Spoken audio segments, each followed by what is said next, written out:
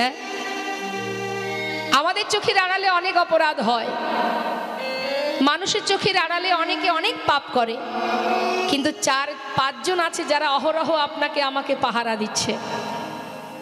এই 5 জনের চোখের আড়াল আমরা কেউ হতে পারবো না। সেই 5 জন কে কে জানেন? এই 5 জন হচ্ছে, প্রথম এই প্রকৃতি যার মধ্যে আমরা বিরাজ করছি। প্রকৃতির বাইরে আপনি যেতে পারবেন না, অর্থাৎ প্রকৃতি আপনাকে অহরহ পাহারা দিচ্ছে। 2, হৃদয় মাঝে যিনি আছেন পরমাত্মা, তার ফাঁকি আপনি দিতে পারবেন না। 3 কে যিনি কিনা রাত্রের অন্ধকারে আকাশের চন্দ্র, সে কিন্তু অহরহ জগৎজীবকে পাহারা দিচ্ছে।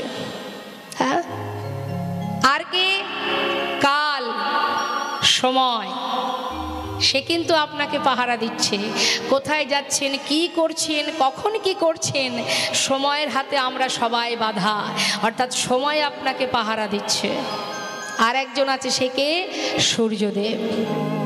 দিনে সূর্য, রাত্রে চন্দ্র, সময়, প্রকৃতি, কাল, এমনকি হৃদয় মন্দিরে পরমাত্মা। এই 5 জনের ফাঁকি কি আমরা দিতে পারবো? মানুষের চোখের আড়ালে অপরাধ করতে পারবো, কিন্তু এদের ফাঁকি দেব কি করে? তাই তোমার কর্ম অনুযায়ী চিত্রগুপ্তের খাতায় লেখা হচ্ছে, কর্ম অনুযায়ী কি ফল পাবে। আজ যখন সে একটা হরিতকি সঞ্চয় করেছে, মনে মনে ভাবছে প্রভু তো আর জানতে পারছে না আমি কি করছি, একটা থাক, কাল প্রভু যেই চাইবে সেই দিয়ে দেবো, সেই ভালো। সে একটা নিজের কাছে রেখেছে, আর একটা প্রভুকে দিয়েছেন। গৌরহরি অন্তরে সবটাই জানতে পারলেন, কিন্তু মুখে কিছু বললেন না। কিছু সময় বিশ্রাম করে বলে উঠলেন, ভক্ত আর দেরি কেন, চলো যাত্রা করি। কিছুক্ষণ পর বিশ্রাম করে এবার আবার যাত্রা করলেন। যাচ্ছি, সর্বনাশ, কি করে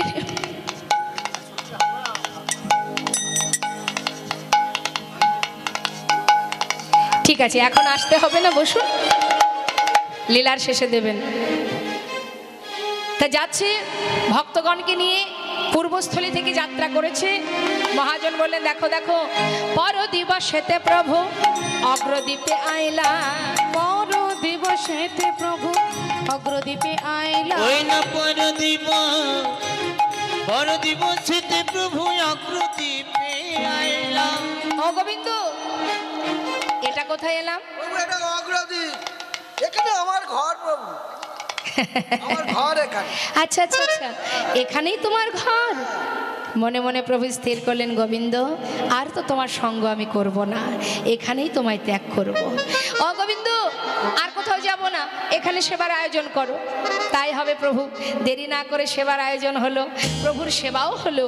সেবার পর প্রভু হাত বাড়ালেন, গোবিন্দ মুখশুদ্ধি লাগি প্রভু করে বাড়াইলা, মুখশুদ্ধি লাগি প্রভু করে বাড়াইলা, মুখশুদ্ধি দাও না মোরে, একটা মুখশুদ্ধি দাও না মোরে, মুখশুদ্ধি দাও না মোরে, মুখশুদ্ধি দাও না মোরে, আমার ভজনের অবশেষে মুখশুদ্ধি দাও না মোরে, ভজনের অবশেষে মুখশুদ্ধি দাও না ওই মোরে, না মুখশুদ্ধি লাগি প্রভু করে বাড়াইলা, মুখশুদ্ধি লাগি প্রভু করে বাড়াইলা।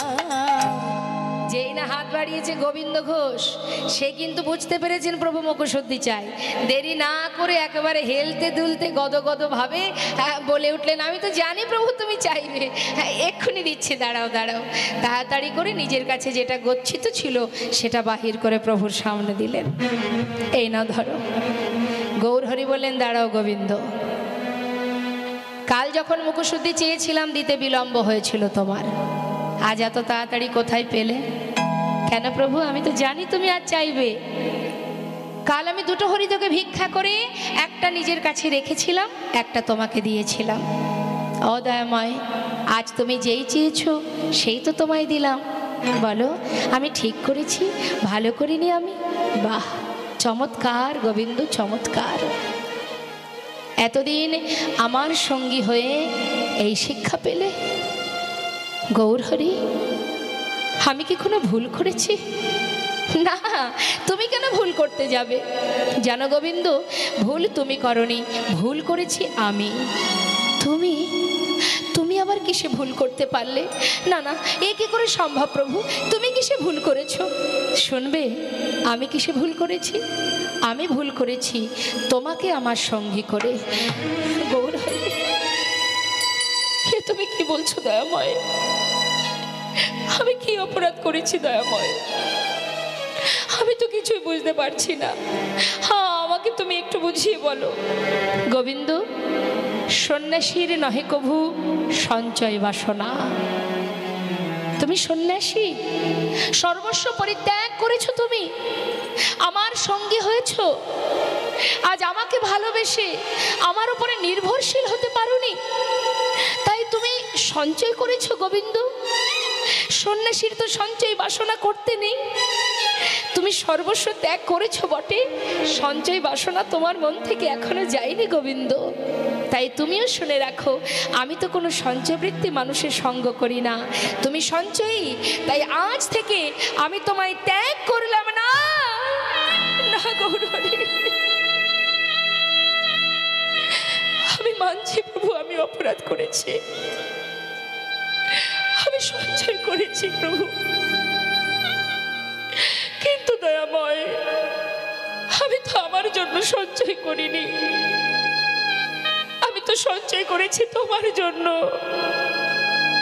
তাতেও যদি অপরাধ হয় তুমি আমায় মারো, কিন্তু আমায় ফেলে চলে যেও না দয়াময়। তুমি আমায় ত্যাগ করো না। আমি কোথায় যাব বলো প্রভু?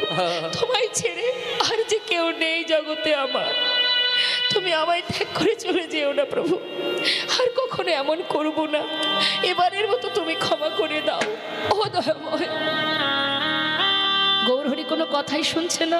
ভক্ত, আমি মনে করি গোবিন্দ ঘোষের মুখ দর্শন করা আমার উচিত হবে না, তাই এই মুহূর্তে গোবিন্দকে রেখে আমরা সবাই চলে যাব। না না দয়াময়, আমি তোমায় ছেড়ে থাকতে পারবো না প্রভু। কি করে থাকবো আমি? কি নিয়ে বাঁচবো আমি? প্রভু গো, তুমি তো দয়াল, তুমি আমায় ছেড়ে দিও না প্রভু। চরণটা জড়িয়ে ধরেছি, জড়িয়ে ধরে কাজ। তুমি পতি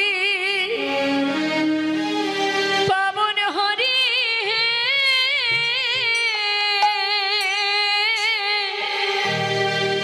তুমি যেও না চলে, কৃপা করে দয়াল হরি আমায় রাখো চরণে।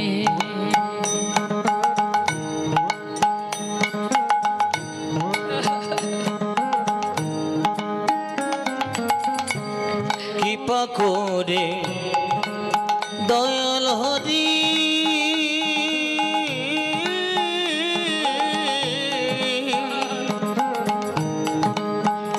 তুমি রাখো চরণে। শুনেছি তুমি নাকি দয়াল শিরোমণি, কি পাময়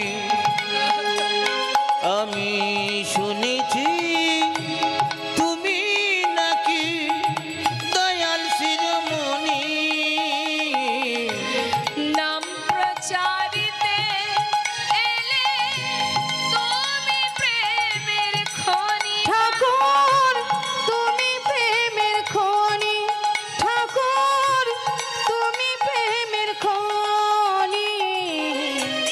দিবানিশি রয় আমি তোমার শরণে। কি পাময় দিবানিশি রই আমি তোমারি শরণে। কৃপা করে দয়াল হরি রাখো চরণে। একবার কৃপা করে দয়াল হরি রাখো চরণে। একবার কৃপা করে দয়াল হরি রাখো চরণে। একবার কৃপা করে দয়াল হরি রাখো চরণে। গৌর হে গৌর হে গৌর হে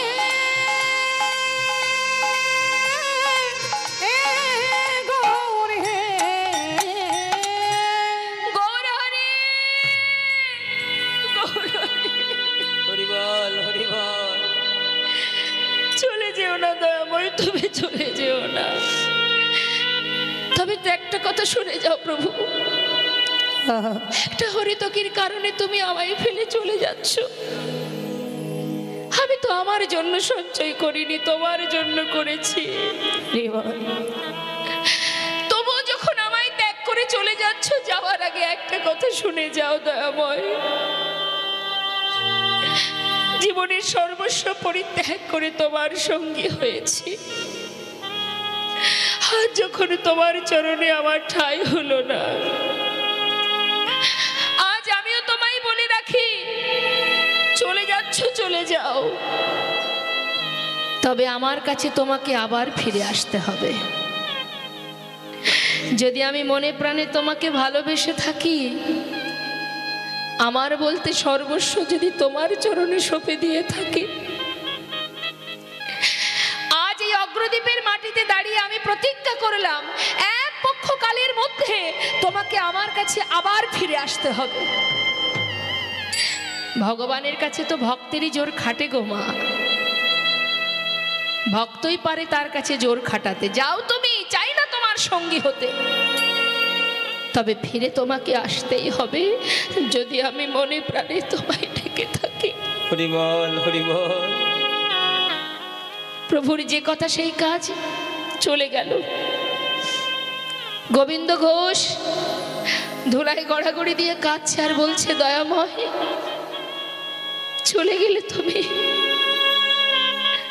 লোকে বলে যার কেউ নেই তার ভগবান আছে, আজ সেই ভগবানের চরণেও যদি আমার জায়গা না হয়, এই পৃথিবীতে আর কি নিয়ে বাঁচবো আমি। অগ্রদ্বীপেই গোবিন্দ ঘোষের ঘর মা। ঘরে চলে গেল গোবিন্দ। একদিন দুদিন তিন দিন যেতে যেতে 15 দিনে এক পক্ষ কাল হয়। ভক্ত যদি ডাকার মতো ডাকে, ভক্তকে গোবিন্দের কাছে ছুটে যেতে হয় না, আসেন নিজেই আসেন স্বয়ং ভক্তের সম্মুখে দর্শন দিতে। দেখতে দেখতে 15 দিনে এক পক্ষ কাল হলো 13 দিন। গোবিন্দ ঘোষ আর পারছে না, পথের দিকে তাকিয়ে থাকতে থাকতে 13 দিন পার হয়ে গেল। স্থির করলেন প্রাণ আর রাখবে না, গঙ্গার জলে নিজেকে বিসর্জন করে দেবে। পথে যাচ্ছে, গঙ্গার জলে নিজেকে ত্যাগ করবে বলে গঙ্গার ঘাটে যাচ্ছে। আর অন্তর্যামী গৌর সুন্দর তখন ছিলেন রামকেলিতে। রামকেলিটা মালদাতে বাবা। সেখান থেকে প্রভু আমার একটা কোষ্ঠী পাথর জলে ভাসিয়ে দিলেন, আর সেই পাথরটা ভাসতে ভাসতে অগ্রদ্বীপের দিকে এগিয়ে আসছে। আর গোবিন্দ এক পা দুপা করে এগিয়ে যাচ্ছে গঙ্গার ঘাটে, আর মনে মনে কাঁদছে আর বলছে, হরি এ জন্মে তোমার দেখা পেলাম না প্রভু, আর তোমার কৃপা পেলাম না। চরণে ঠাঁই পেয়েও আজ চরণ থেকে তুমি আমায় বিতাড়িত করলে একটা হরিতকি সজ্জার কারণে। হরি হে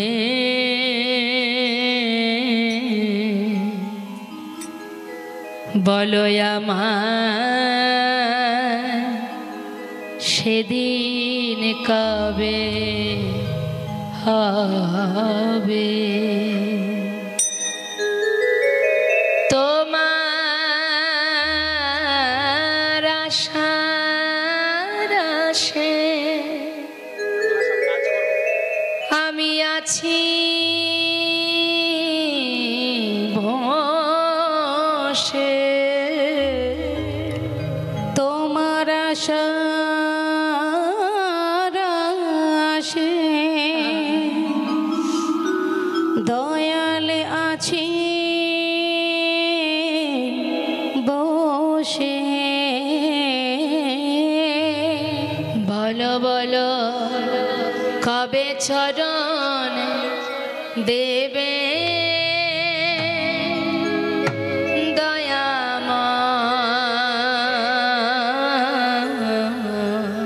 বলো বলো সেদিন কবে বা হবে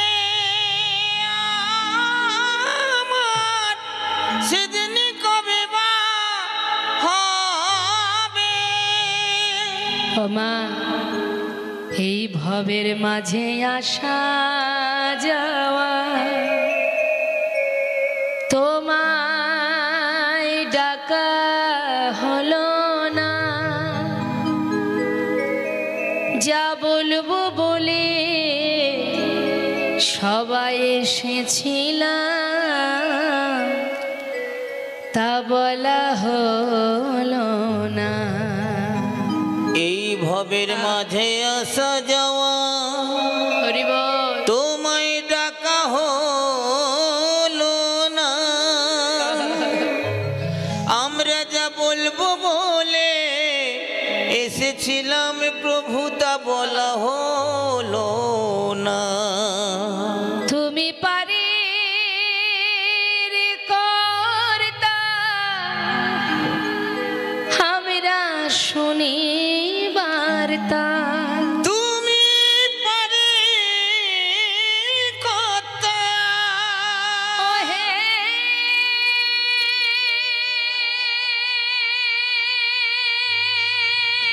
দয়াময়,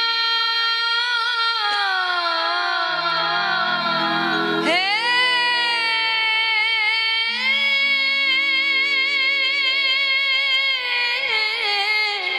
কৃপাময়,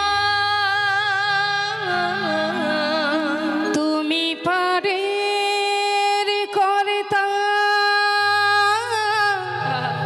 আমি শুনি বার্তা, বলো বলো প্রভু কবে পার করিবে দয়াময়।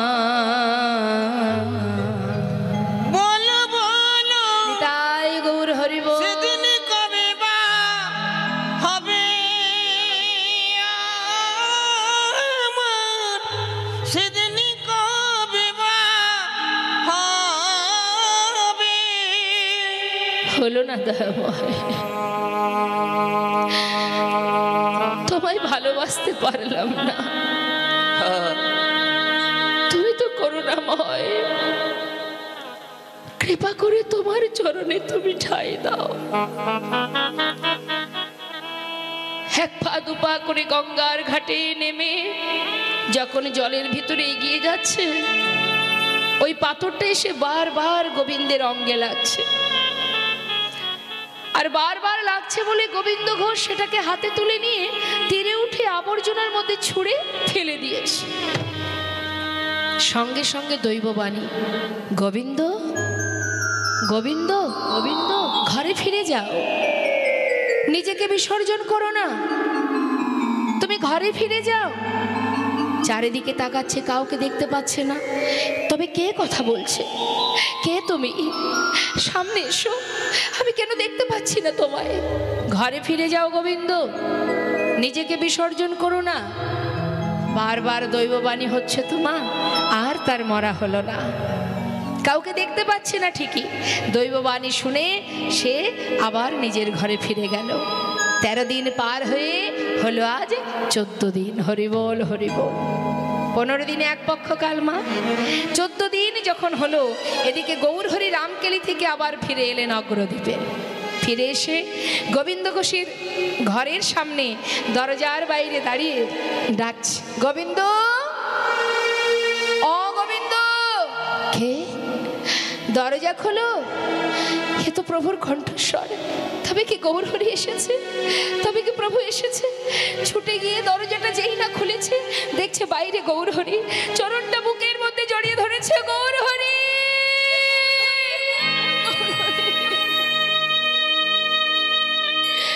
তুমি এলে দয়াময়, হরিবল হরিবল। তুমি এলে। আমি অনেক কষ্ট পেলাম প্রভু, এসেছো যখন কথা দাও আর কোনো কোনোদিন তুমি আমাকে তোমার চরণ ছাড়া করবে না। কথা দাও প্রভু, আমায় ছেড়ে কোথাও যাবে না। শান্ত হও, এসেছি যখন কেন যাব তোমায় ছেড়ে? যাব না। আচ্ছা গোবিন্দ, আমি যে আসবো তুমি তো জানতে? কই না তো প্রভু। কেন? গঙ্গার জলে ডুবে মরতে গিয়েছিলে? হ্যাঁ। কি করে জানলে দয়াময়? দেখো কাণ্ড। আমি জানবো না তো জানবে কি শুনি? হ্যাঁ। আচ্ছা গোবিন্দ, সেখানে কিছু পেয়েছিলে? পেয়েছিলাম একটা পোড়া কাষ্ঠ। পোড়া কাষ্ঠ? হ্যাঁ। সেটা কি আছে? আছে প্রভু, আবর্জনার মধ্যে ফেলেছিলাম। যাও যাও, শীঘ্রই নিয়ে এসো। ছুটতে ছুটতে আবর্জনার ভিতর থেকে সেটাকে হাতে তুলে দেখছি, তো পোড়া কাষ্ঠ নয়। ভেবেছি কোনো মরা পোড়ানো কাঠ, হয়তো আশেপাশে শ্মশান আছে, মরা পোড়ানো কাঠ ভেসে এসেছিল। কিন্তু হাতে তুলে দেখছি তো কোষ্ঠী পাথর, গায়ে লেখা আছে কৃষ্ণ নাম। গৌরহরির কাছে এনে যেই না দেখালো, প্রভু বললেন, শোনো গোবিন্দ, এই কোষ্ঠী পাথর দিয়ে তোমার ঘরে একটা বিগ্রহ তৈরি করা হবে। আর সেই বিগ্রহ আমি প্রতিষ্ঠা করে, প্রাণ প্রতিষ্ঠা করে তার নামও দেব আমি। এক ভাস্কর এসে সুন্দর করে বিগ্রহ তৈরি করলেন বাবা। ভাস্কর এসে বলছে, ও গোবিন্দ, কই দেখি কোষ্ঠী পাথরটা দাও দেখি। গোবিন্দ ঘোষ বলছে, তুমি কি করে জানলে আমার কাছে কোষ্ঠী পাথর আছে? দেখো, জানবো না? তোমার ছেলেই তো খবর দিয়ে এলো গো। আমার ছেলে? আমার তো বিয়েই হয়নি। বলি ছেলে হলো কোথা থেকে? আরে গৌরহরি পাশে দাঁড়িয়ে বলছে, ও গোবিন্দ, এত কথায় কাজ কি? চাইছে দিয়ে দাও। শোনো ভাস্কর, সুন্দর করে বিগ্রহ তৈরি করো, গোপীনাথ বিগ্রহ। বিগ্রহ তৈরি হলো মা। এবার সেটাকে স্থাপন করে প্রভু নাম দিলেন গোপীনাথ। নাম দিয়ে বললেন, শোনো গোবিন্দ, প্রতিদিন ভিক্ষা করবে, সঞ্চয় করে রাখবে না। যা ভিক্ষা করবে পুরোটাই গোপীনাথের সেবায় দেবে। আরও বলি, শোনো, একা একা তোমার ঘরে মন বসবে না, তাই তুমি একটা বিবাহ করো। হরিবোল হরিবোল। এত এত পরীক্ষা হলো মা, এখনো কিন্তু শেষ হয়নি পরীক্ষা। এবার কি দিচ্ছে? সংসার। দেখি ভক্ত সংসার দিলে সংসারে আবদ্ধ হয়ে যায় কিনা। গোবিন্দ বিবাহ করে দুজনে একসাথে গোপীনাথের সেবা দেবে। তোমাদের সেবা দেখেই গোটা অগ্রদ্বীপবাসী সেবা শিখবে। কেমন? আর আরো বলি, শোনো, গোপীনাথের সেবা দিলে সেই সেবা আমি পাবো। কেমন? তাহলে এবার আমি আসি, আমাকে বিদায় দাও। যেই বলেছে বিদায় দাও, ছুটে গিয়ে প্রভুর হাতটা চেপে ধরেছে। চেপে ধরে বলছে, তুমি কোথায় যাবে? এই তো তুমি বললে তুমি আমায় ছেড়ে যাবে না, এখন আবার তুমি বিদায় চাইছো কেন? আমি তো তোমায় ছেড়ে থাকতে পারবো না। হাতটা ধরে তাকে ঘরের ভিতরে রেখে বাইরে থেকে দরজাটা বন্ধ করে শিকল তুলে দিল। শিকল তুলে দিয়ে পিছন ফিরে যেই না তাকিয়েছে, দেখছে বাইরে গৌরহরি দাঁড়িয়ে আছে। নিতাই গৌরহরি বল, এ কি প্রভু, তুমি বাইরে এলে কি করে? আমি তো তোমাকে ঘরে রেখেছি, তুমি বাইরে কি করে এলে? আবার দরজা খুলেছে, খুলে কি দেখছে? দেখে ঘরে গোরা, বাইরে গোরা, নিতাই গৌরহরি, বাইরে গোরা, ঘরে গোরা বাইরে গোরা। আমি একই দেখিলাম, একই দেখিলাম, ঘরে গোরা, বাইরে গোরা। আমি কি দেখিলাম, কি দেখিলাম, ঘরে গোরা বাইরে কি গোরা। দেখিলাম, কি দেখিলাম, ঘরে গোরা, বাইরে গোরা। কি দেখিলাম, ওরা ঘরে গোরা বাইরে গোরা। কি দেখিলাম, কি দেখলাম দেখিলাম, ঘরে গোরা বাইরে গোরা। ঘরে গোরা, বাইরে গোরা। হরিবল হরিবল। যেই না দেখেছে বাইরে গৌরহরি, ভিতরে গৌরহরি, গৌরহরি বললেন, গোবিন্দ, আমি তো তোমায় কথা দিয়েছি তোমায় ছেড়ে যাব না, তোমার বিশ্বাস হলো না তো? শোনো নাও, আমাদের আর গোপীনাথে একই অঙ্গ হয়, গোপীনাথের সেবা দিলে আমি পাইব নিশ্চয়। আমাদের আর গোপীনাথে অভেদ জানিও। অভেদ মানে ভেদ নয়, শুদ্ধ ভক্তিতে গোপীনাথের সেবা যে করিও। শুদ্ধ ভক্তিতে গোপীনাথের সেবা যে করিও। তাকে সেবা দিলে সেই সেবা আমি পাবো। এবার তো সন্তুষ্ট হও। হ্যাঁ প্রভু, কোথায় যাবে তুমি? গোবিন্দ, তুমি জানো না আমি কোথায় যাব? শোনো শোনো, আমার মনে বাসনা কি জানো? আমার মন মানে না যাব বৃন্দাবনে। ও গো আমার মন মানে না যাব বৃন্দাবনে। আমার মন মানে না যাব বৃন্দাবনে। আমার মনে মানে না যাব বৃন্দাবনে। আহা নয়ন ভরে, নয়ন ভরে, দুটি নয়ন ভরে, ও দুটি নয়ন ভরে, ও গো নয়ন ভরে হেরব সদা। দুটি নয়ন ভরে হেরব সদাই মদন মোহনে। মন মানে না যাব বৃন্দাবনে। আমার মন মানে না যাব বৃন্দাবনে। আমার মন মানে না যাব বৃন্দাবনে। গৌর হরি চললেন বৃন্দাবনের পথে, আর এদিকে গোবিন্দ ঘোষকে যা যা বলে গেলেন বিবাহ করবে আর দিনে যা ভিক্ষা পাবে পুরোটা সেবায় দেবে। তা মা প্রতিদিন ভিক্ষা করে দিনে 4 বার সেবা দেয়। এখন ওই যে বলে গেছে বিবাহ করবে, 1 বছর যেতে না যেতে এক সুকন্যার সন্ধান পেয়ে শুভ দিন দেখে বিবাহ সম্পন্ন করলেন। বিবাহ করে স্ত্রীকে নিয়ে যখন ঘরে এলো, সেদিন থেকে ভগবানের সেবা 4 বারের জায়গায় 1 বার কমে গেল। কেন বলুন তো বাবা? হরে কৃষ্ণ। গল্প আমিও কম জানি না, গল্প আমিও জানি, কিন্তু এখানে তো আমাকে গল্প করতে আনা হয়নি। আর আপনাদের এই যে আসনটা পেতে দিয়েছে, এটাও কিন্তু গল্প করার জন্য নয়। যখন যেটা তখন সেটা করতে হবে তো বাবা। এখন আপনি যখন সেবা করবেন, কেউ যদি আপনার হাত ধরে টেনে তুলে দেয়, এই আর সেবা করতে হবে না, ওঠ, ভালো লাগবে? আপনি ঘুমাচ্ছেন, মাঝপথে যদি মাঝরাত্রে কেউ যদি আপনার হাত ধরে বিছানা থেকে টেনে তোলে, রাগ হবে কি না? হ্যাঁ তো। তাহলে ঘুমানোর সময় ঘুমানো, সেবার সময় সেবা, বলার সময় বলা, শ্রবণের সময় শ্রবণ, যখন যেটা তখন সেটা করতে হবে। তা এই আসনটা পাতা আছে কেন? অমৃত কথা শ্রবণ করার জন্য। আর এই আসনটা কেন? বলবার জন্য, যখন যেটা তখন সেটা। অন্য কিছু বললেই তো সমস্যা। বহু রকমের অপরাধ আছে, 64 প্রকারের অপরাধ। হ্যাঁ, দিবস রজনী আবলো তাবলো পাঁচালো পড়িতে পারো, তাহারও ভিতরে একবারও কি গোবিন্দ বলিতে নারো। গল্প করার সময় আমরা সবাই পাবো, কিন্তু মূল্যবান সময় চলে গেলে আর পাওয়া যায় না। হ্যাঁ, গল্প নয়, গল্প করলে হবে না। ফুচকা খেতে কে না ভালোবাসে? আপনারা ফুচকা খান? হ্যাঁ, ও মা ফুচকা খেয়েছেন? ভাল লাগে ফুচকা খেতে? দেখবেন বাবা, কেউ যদি ফুচকা আপ্যায়ন করে খুব খুশি হয়, ও ফুচকা খেতে দিয়েছে, ভাল লাগে। কিন্তু কেউ কারোর বাড়িতে গেলে যদি 1 বাটি শুকনো চিড়ে দেয়, খাবে? ভালো লাগবে? এবার কি আপ্যায়ন করলো, যাওয়া মাত্রই শুকনো চিড়ে দিয়ে দিল। কিন্তু যদি বলে চল বন্ধু গিয়ে একটু ফুচকা খেয়ে আসি, খুব খুশি। তা দেখুন, সব কিছুর মধ্যে 2টো গুণ থাকে, তুষ্টি আর পুষ্টি। ফুচকা খেলে সন্তুষ্ট হওয়া যায়, কিন্তু ওতে পুষ্টি আছে? আছে, উপকার আছে ওতে? উপকার নেই কিন্তু মা।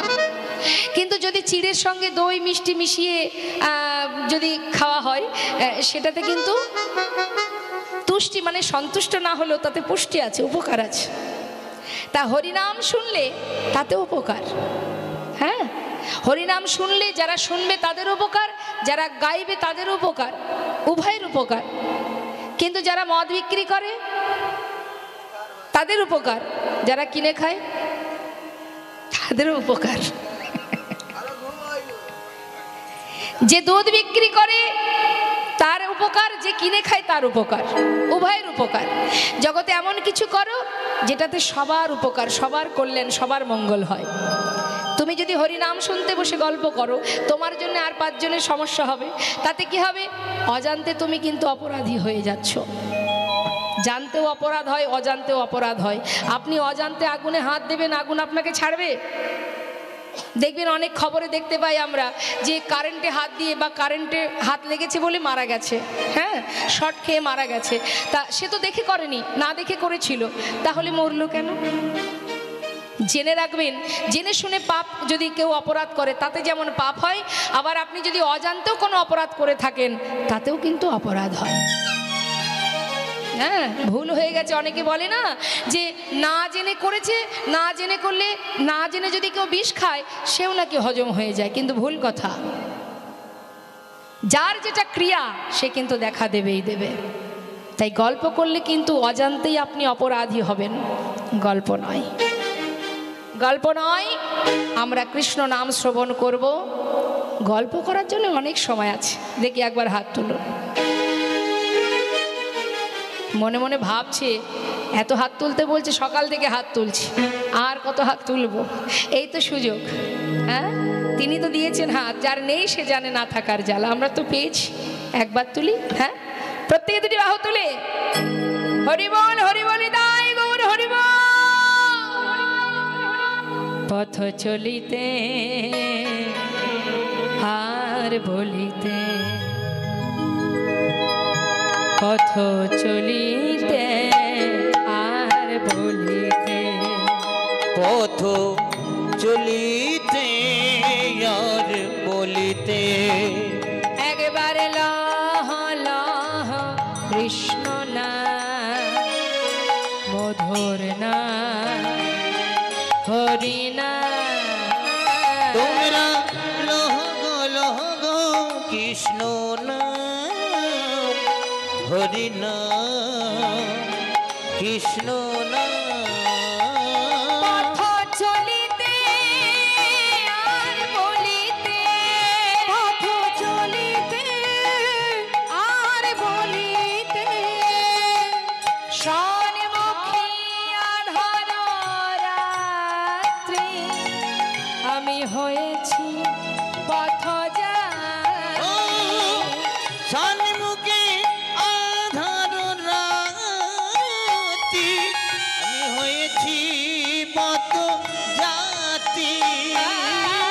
সন্মুখী আধার রাত্রি আমি হয়েছি পথ ও সন্মুখে আধার রাতি হয়েছি পথ জাতি। ও গো চলিতে রাধানা, মুখে বলিতে কৃষ্ণ না। ও পথ চলিতে রাধার নাম, কথা বলিতে কৃষ্ণ না।